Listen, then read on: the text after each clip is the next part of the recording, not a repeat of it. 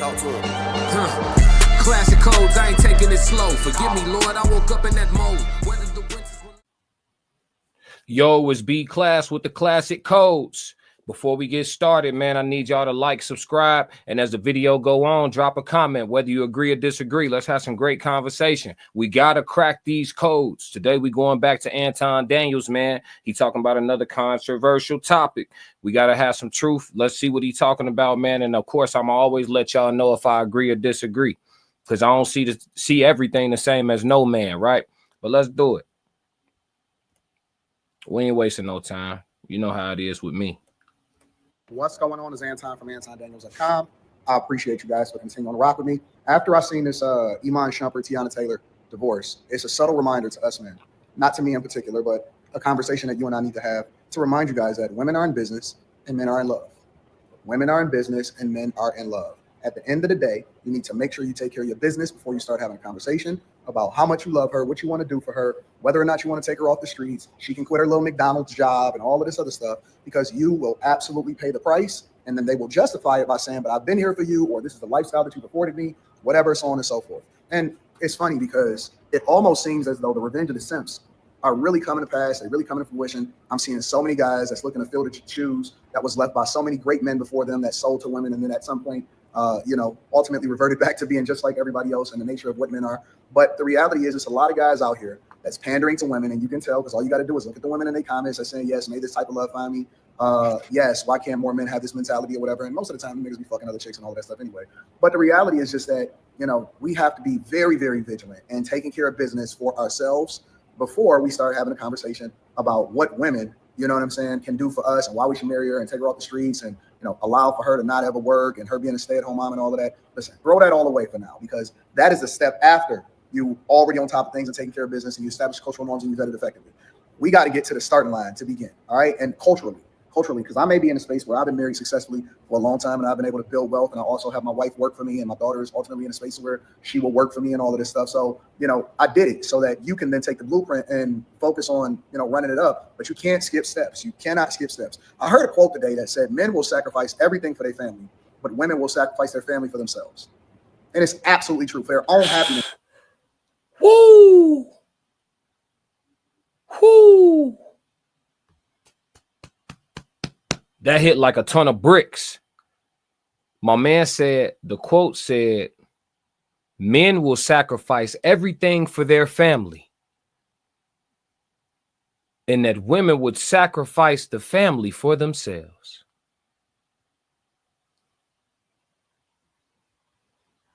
Hey, listen, I don't think that's like a overarching truth. But for the people who find themselves in situations dealing with women who are indeed that way, I feel for them. Because that hit different, fam. I need to hear that one more time.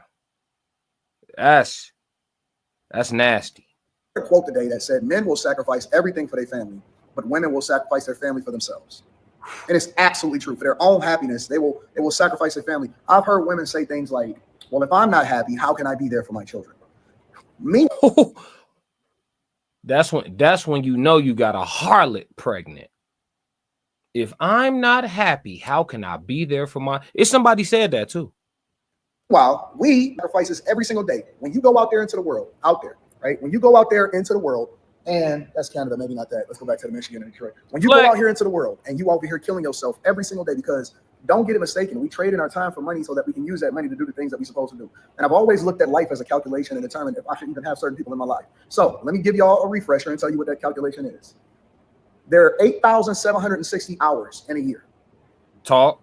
Divide what you make by 8,760. If you make $100,000 a year, $120,000 a year, somewhere between that, I think that's the equivalent of like $11.20 an hour or something like that, right? Correct me if I'm wrong. My math is a little bit rusty, but it's like $11 and something cents an hour. And that's whether you're sleeping, whether you're awake. That is the value of your time. Some people will dispute it. Some people will dispute it and say stuff like, but no, that's not the time that you're actually working. The value of your time, you as a person, is $11.20 an hour, right? It goes up, it goes down, depending on, whether or not you're making more money, so on and so forth. Doesn't matter if it's passive or none of that. Most income, 99% of income is not passive. That's bullshit. A lot of things, some of you sell you some courses anyway. But That is the value of your time. 80,000, 90,000, 100,000, whatever. So for me, if I'm in that space, I'm gonna spend the majority of my time trying to increase the value of what it is that I'm making or what my value is every single day. But let's then now say that you want to take that money, right? The money that you traded in your time for, because that's your real currency, is your time, because you got a limited amount on this earth. All of us got an expiration date, and so we got to make sure. The real currency is your time. He not lying. If y'all haven't already, this is not a promo, but if y'all haven't already, go check out the movie called In Time with Justin Timberlake. Go check out that movie if y'all haven't already. It's very underrated. But it's pretty much a movie where instead of currency, you pay for everything with time, literally, like the time out of your life. And it's pretty much similar. I think that's where he's going with what he's saying, but it just gives you some perspective, you know, and it just makes you want to definitely find different ways to create passive income, even if you do have a active income, active income source of income as your primary income. You still want to have some forms of passive income that you're working towards or building. You know what I mean? So he ain't said nothing wrong, man. Free game. Should we use it wisely? So let's say that you go and you work or 30 hours of your life. Let's say 48. Let's say 2 days of your life will then generate you around $500, right? And then you go and you trade that in order to entertain a woman just so you can try to get some bucks. That means you traded 2 days of your life in to impress a woman that got you listed in her phone as food. And this, y'all ain't hear him. Y'all ain't hear him. I'm running that back. The man said, yeah. He said, let's say you worked 40 hours, and that made you $500. And you take $500 and take out some little female and spend that $500. That means you spent 2 days. Well, he said 48 hours. 48 hours paid you $500, and you spent $500 on some little female. So that means you spent 2 days of your life on a chick that got you saved in her phone as food. Don't be no fool. I'm telling you, don't be no fool. Don't be no fool, fam. Don't be no fool. If you go through it once, don't go through it for nothing. Learn. But if you've been through it before, don't use a damn, don't be no fool. Use a damn fool. If they still getting you with that one, use a damn fool. Wake up, brother. This is why you have to vet more effectively. So I don't just like to identify the problem. I also like to give you guys a solution. So the first solution for your problems and that you won't find yourself at the behest of a woman that's taking half of your shit is you got to stop dating down. Men have notoriously always been visual with their eyes, and so they focus more on what it is that they see instead of focusing more on what's going to happen to them long term. You cannot, under any circumstances, if you are successful, and this goes for guys that's even messing with chicks that they don't even, you know what I'm saying, feel as though they're going to stick around with and all of this stuff, is stop dealing with dusty women. Because if you're dealing with dusty women, then you are going to get dusty results. And she's looking at it from the lens of, well, I don't have anything to lose. And he's operating from the perspective, unsuspectedly, that he has everything to lose and he don't even realize it. And that's how you find yourself paying these crazy alimonies and child supports and all of this stuff, is because you are dealing with a woman that is not on your level financially, mentally, emotionally. You are dealing with a woman that you got to bring up, and we don't improve her for the next guy. That's number one. Number two, all right, pay very, very close attention. For all of my guys that ain't there yet. So we're not all rich, we're not all balling, we're not all of that, whatever, so on and so forth.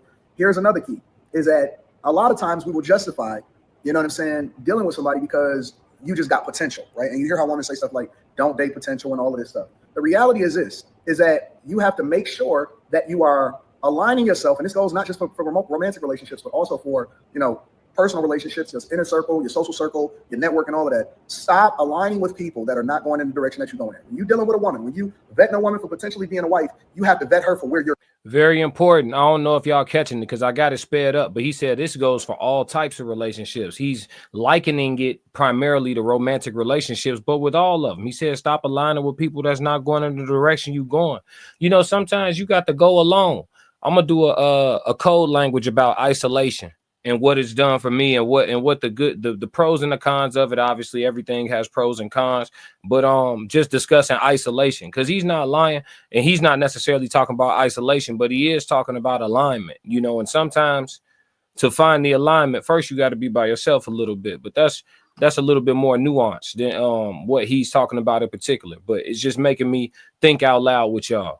But yeah, he's not lying. You got to think about the future and the path that you own. And if you look around at your entire circle, and it's a lot of people that's going in a lot of different directions, but none of them are necessarily in alignment with what you're trying to do, you know, you're gonna have to lock in different. And it don't mean that you can't be cool with them people. It don't mean you can't sustain those relationships, but you got to understand what you're doing with your time and then, you know, prioritize accordingly. You know, you got to look at where you at and look at where you're trying to be and just understand if you're making too much time for, you know, being a socialite and not enough time for some grind, some lock in, you know.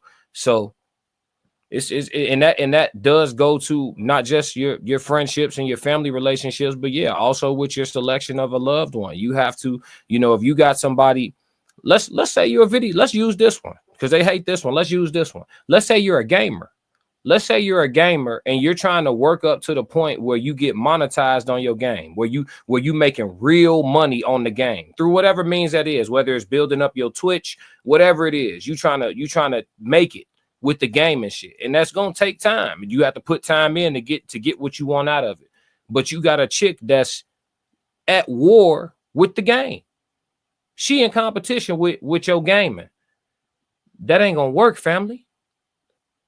If your gaming career stands to make you 6 figures a year or 6 figures a month, depending on how cold you is, because you know, she don't know, you know, depending on how cold you is, if that stands to make you some real money, and you got a woman that's trying to pull you up off the sticks, hey, man, you got a decision to make, brother. You got a decision to make.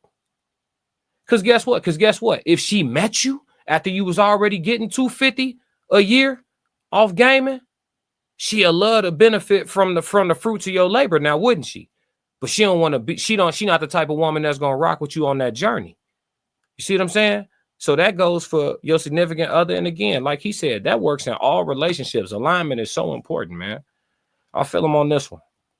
You're going, even if y'all both in the same space, even if you are not yet there, even if you're still in school, even if you're still hustling, even if you're a really young guy, you have to evaluate women based off of where you're going, not where you're at. Because you will get up to here. Your earning potential as a man doesn't even exceed its capacity. You don't even reach the apex of who you are as a man until you're in your late 50s, early 60s.